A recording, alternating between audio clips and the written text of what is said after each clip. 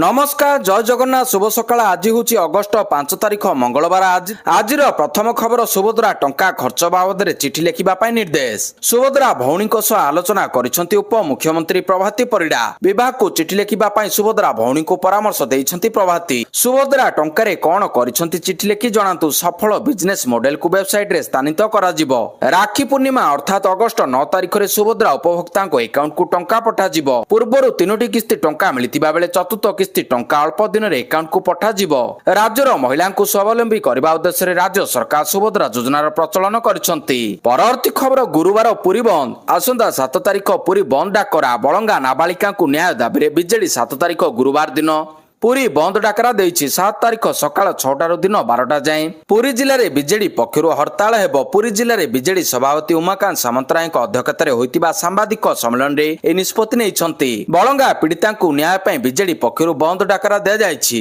Police रो तदंत उपरे BJD प्रश्न उठाइछि। घटनार सत्यासत्य सरकार शीघ्र उन्मोचन करिबा पई दल दाबी रखिछि। सेबडे राजधानी रे युव कांग्रेस आंदोलन। बलंगा पीड़िता को न्याय दाबी रे युव कांग्रेस आंदोलन करिछि। बहु संख्यारे कांग्रेस कर्मी मुख्यमंत्री मोहन माझी बासभवन घेराव पर उद्यम करछंती। परवर्ती खबर टीम इंडिया रो बड़ विजय। जबरदस्त चमत्कार शानदार ए सबु शब्द आज टीम इंडिया पई कम पड़ जिवो। गोटिए समय रे भारत चतुर्थ टेस्ट को हारिबो बोली अनेक कहबा आरंभ करथिले। एमिति की पड़िया रे मध्य हावभाव किछि सेमिति देखिबा को मिलिथिला।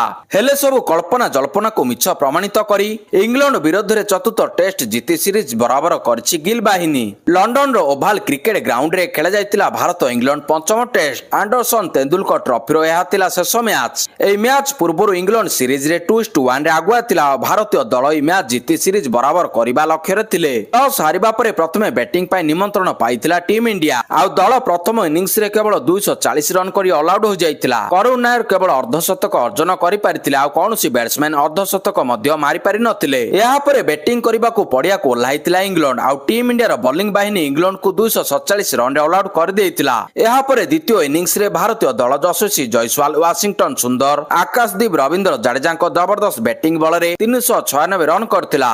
आ विजय पर इंग्लैंड को 374 रन टार्गेट देइथिला टीम इंडिया। हेले दल किंतु इंग्लैंड विजय पथरु रोकिबा सहित ओभाल रे रोमांचकर विजय हासिल करछि।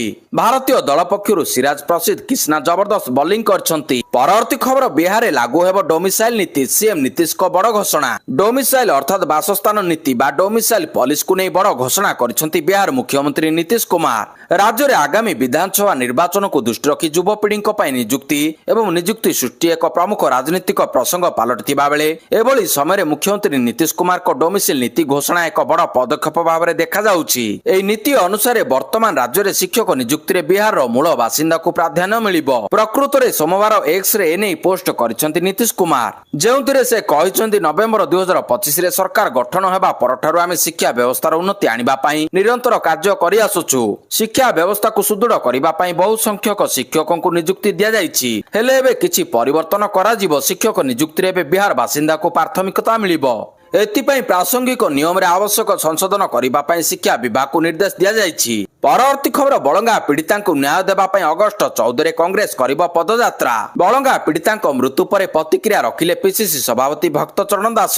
से कहिसंती जे पीड़िता मृत्यु पर मध्ये तांको न्याय मिलिला नाही। पीड़िता जेतेबेले हॉस्पिटल आसीथिले निजे व्हील चेयर रे बसिकी आसीथिले। हेले केउ परिस्थिति रे तांकर मृत्यु होला ता जणा नाही। तेबे आगामी दिन में पीड़िता को न्याय देबा पई आमे लड़िबो। अगस्ट 14 तारिख रे कांग्रेस पक्षरु पदयात्रा सह साधारण सभा आयोजित हेबो बोली एक सांबादिक सम्मेलन करी सूचना दैछंती भक्त दास। परवर्ती खबर हॉस्टेल पिला को मिलिबो डिजिटल हेल्थ कार्ड। एणिकी हॉस्टेल रे रहउतिबा स्कूल छात्र छात्री को मिलिबो डिजिटल हेल्थ कार्ड। छात्र छात्री मानक स्वास्थ्यर जत्न नेबे सरकार। डिजिटल हेल्थ कार्ड माध्यम रे जानि हेबो छात्र छात्री को स्वास्थ्य अवस्था। स्कूल और गणशिक्षा विभाग एनी योजना करथिबा मंत्री नित्यानंद गंड सूचना दैछंती। परवर्ती खबर ओडिशा पई गौरव आनिले अभिनेत्री प्रकृति मिश्र। जातीय चलचित्र पुरस्कार चयन कमिटी हेले सर्वकनिष्ठ जूरी। 2023 पई घोषणा होईची जातीय चलचित्र पुरस्कार। 71तम जातीय पुरस्कार गत शुक्रवार दिन घोषणा होइतिबा बेले पुष्कर को श्रेष्ठ ओडिया चलचित्र भाव में मिलिबो जातीय पुरस्कार। जहां ओडिया सिने जगत पई एक खुशी खबर होइतिबा बेले इतिमध्ये आउ एक सुसंवाद सिने प्रेमिक मुहरे फुटाइची हस। ସିନେ ଜଗତର ସ୍ୱର୍ଣ୍ଣିମ ଅଧ୍ୟାୟରେ ଯୋଡ଼ିଛି ନୂଆ ଏକ ସୁନେଲି ଫର୍ଦ୍ଦ। ଆଉ ସେହି ପୁଷ୍ଟା ଯୋଡ଼ି ଦେଇଛନ୍ତି ଅଭିନେତ୍ରୀ ପ୍ରକୃତି ମିଶ୍ର। ନିଜ ସହ ରାଜ୍ୟ ପାଇଁ ପ୍ରକୃତି ଆଣିଛନ୍ତି ଗୌରବ। ପରବର୍ତ୍ତୀ ଖବର ହନ୍ତସନ୍ତ ଅନ୍ତୋଦୟ ହିତାଧିକାରୀ ମିଳୁନି ଦ୍ୱିତୀୟ କିସ୍ତି। ଗତ ମାର୍ଚ୍ଚ 30ରେ ରାଜ୍ୟ ସରକାର ଅନ୍ତୋଦୟ ଗୃହ ଯୋଜନା ଲାଗୁ କଲେ। ପ୍ରାଥମିକ ପର୍ଯ୍ୟାୟରେ ପୂର୍ବ ଚଳିତ ଆର୍ଥିକ ବର୍ଷକୁ ମିଶାଇ 50,000 ଉର୍ଦ୍ଧ୍ୱ ହିତାଧିକାରୀଙ୍କୁ ପ୍ରଥମ କିସ୍ତି ଟଙ୍କା ଦେଲେ। ମାତ୍ର 5 ମାସ ବିତି ଯାଇଥିଲେ ମଧ୍ୟ ଲୋକଙ୍କୁ ଦ୍ୱିତୀୟ କିସ୍ତି ଟଙ୍କା ମିଳୁନି। ହିତାଧିକାରୀମାନେ ପ୍ରଥମ କିସ୍ତି ଟଙ୍କା ପାଇବା ପରେ ଘରର ଅଧାଅଧି କାମ ସାରି ଦେଇଛନ୍ତି। ଏବେ ଦ୍ୱିତୀୟ କିସ୍ତି ଟଙ୍କା ନ ମିଳିବାରୁ କେମିତି ଘର କାମ କରିବେ ଓ ଉଦ୍ଧାର ସୁଝିବେ ସେ ନେଇ ଚିନ୍ତା ସମସ୍ତଙ୍କୁ ଘାରିଛି। ହେଲେ ଅନ୍ତୋଦୟ ଅନଲାଇନ ପୋର୍ଟାଲ ଖୋଲୁନଥିବାରୁ ତୃଣମୂଳ ସ୍ତରରେ ପ୍ରଶାସନ ମଧ୍ୟ କିଛି କରିପାରୁନି। ତେଣୁ ସରକାର ଏହା ଉପରେ ତୁରନ୍ତ ପଦକ୍ଷେପ ନେବା ପାଇଁ ଦାବି ହୋଇଛି। ପରବର୍ତ୍ତୀ ଖବର ପୂର୍ବତନ ମୁଖ୍ୟ ସଚିବ ଡକ୍ଟର ସୁବାସ ପାଣିଙ୍କ ପରଲୋକ ଶୋକ ପ୍ରକାଶ କଲେ ମୁଖ୍ୟମନ୍ତ୍ରୀ। ପ୍ରାକ୍ତନ ମୁଖ୍ୟ ଶାସନ ସଚିବ ସୁବାସ ପାଣିଙ୍କ ପରଲୋକ ହୋଇଛି। ସେ ଜଗନ୍ନାଥ ସଂସ୍କୃତି ଗବେଷକ ଓ ଲେଖକ ଭାବରେ ବେଶ ପରିଚିତ ଥିଲେ। ମୃତ୍ୟୁ ବେଳକୁ ତାଙ୍କୁ 76 ବର୍ଷ ବୟସ ହୋଇଥିବା ବେଳେ ଭୁବନେଶ୍ୱରରେ ତାଙ୍କର ପରଲୋକ ହୋଇଛି। ଡକ୍ଟର ସୁବାସ ପାଣିଙ୍କ ବିୟୋଗରେ ମୁଖ୍ୟମନ୍ତ୍ରୀ ମୋହନ ମାଝୀ ଗଭୀର ଶୋକ ପ୍ରକାଶ କରିଛନ୍ତି। ଏହାଛଡା ବିରୋଧୀ ଦଳ ନେତା ତଥା ପୂର୍ବତନ ମୁଖ୍ୟମନ୍ତ୍ରୀ ନବୀନ ପଟ୍ଟନାୟକ ମଧ୍ୟ ଶୋକ ପ୍ରକାଶ କରିଛନ୍ତି। ଡକ୍ଟର ସୁବାସ ପାଣିଙ୍କ ଦେହାନ୍ତ ଖବର ଶୁଣି ମୁଁ ଅତ୍ୟନ୍ତ ଦୁଃଖିତ ମର୍ମାହତ ବୋଲି କହିଛନ୍ତି। ତାଙ୍କ ବିୟୋଗ ସମସ୍ତଙ୍କ ପାଇଁ ଏକ ଅପୂରଣୀୟ କ୍ଷତି। ସାହିତ୍ୟ ଶାସନ ଓ କଳା କ୍ଷେତ୍ରରେ ତାଙ୍କର ଅବଦାନ ଚିର ସ୍ମରଣୀୟ ହୋଇ ରହିବ। ଶୋକ ସନ୍ତପ ପରିବାରକୁ ମୁଖ୍ୟମନ୍ତ୍ରୀ ସମବେଦନା ଜଣାଇଛନ୍ତି। ପରବର୍ତ୍ତୀ ଖବର ମସ୍ଜିଦ୍ ସମୁଦ୍ରରେ ବୁଡ଼ିଲା ଜାହାଜ 68 ମୃତ ଏବେ ମଧ୍ୟ 70ରୁ ଅଧିକ ନିଖୋଜ।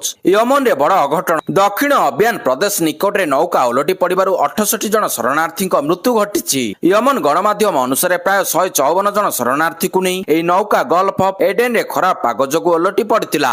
ମାତ୍ର 12 ଜଣ ଉଦ୍ଧାର ହୋଇଛନ୍ତି ଆଉ 74 ଜଣ ନିଖୋଜ ରହିଛନ୍ତି। ଖାନପୁର ଜିଲ୍ଲାରେ 54 ଜଣଙ୍କ ମୃତଦେହ ସମୁଦ୍ର କୂଳରେ ମିଳିଛି ଏବଂ 14 ଜଣଙ୍କ ମୃତଦେହ ଜିଞ୍ଜିବାର ହସ୍ପିଟାଲରେ ରଖାଯାଇଛି। ଅନ୍ତରାଷ୍ଟ୍ରୀୟ ବିସ୍ଥାପନ ସଂଘର ମୁଖ୍ୟ ଘଟଣାକୁ ହୃଦୟ ବିଦାରକ କହିଛନ୍ତି। ପରବର୍ତ୍ତୀ ଖବର ବୟସ ଜାଲିଆତି ରୋକିବାକୁ ବିସିସିଆଇର ବଡ଼ ପଦକ୍ଷେପ ନିଯୁକ୍ତ ହେବେ ବାହ୍ୟ ଏଜେନ୍ସି। ବୟସ ଜାଲିଆତି ରୋକିବାକୁ ଅଣ୍ଟା ଭିଡ଼ିଛି ଭାରତୀୟ କ୍ରିକେଟ ନିୟନ୍ତ୍ରଣ ବୋର୍ଡ ବିସିସିଆଇ। ଏହା ଅଧୀନରେ ବୋର୍ଡ ଖେଳାଳିଙ୍କ ତଦନ୍ତ ପାଇଁ ଏକ ବାହ୍ୟ ଏଜେନ୍ସି ନିଯୁକ୍ତ କରିବ, ଯାହା ଖେଳାଳିଙ୍କ ଯୋଗ୍ୟତା ଯାଞ୍ଚ କରିବ। ରିପୋର୍ଟ ଅନୁଯାୟୀ ଏଥିପାଇଁ ଆରପିଏଫ୍ ପ୍ରସ୍ତାବର ଅନୁରୋଧ ଜାରି କରାଯାଇଛି, ଯେଉଁଥିରେ ବଡ଼ ଜଣାଶୁଣା କମ୍ପାନୀଗୁଡ଼ିକୁ ନିଲାମ ପ୍ରକ୍ରିୟାରେ ସାମିଲ ହେବା ପାଇଁ ଆମନ୍ତ୍ରଣ କରାଯାଇଛି।